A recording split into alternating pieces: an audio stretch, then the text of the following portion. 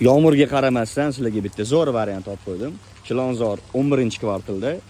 Hop, 2 xonali kvartiramiz 4-etajda joylashgan ekan. Metro Chilonzorga 10 minutlik yo'l, Farhod bozoriga ham 10-15 minutlik yo'l chiqar ekan. 2 xonali uyimiz 4-etaj, 47 metr kvadrat ekan. Narxi 53,5 ming, yana ustida azgina kelishtiradigan joy bor. Uyni hozir ko'rib chiqamiz. Ko'rganday men bo'ldim, yurgan izlaringni men topa olmadim ismi-ku.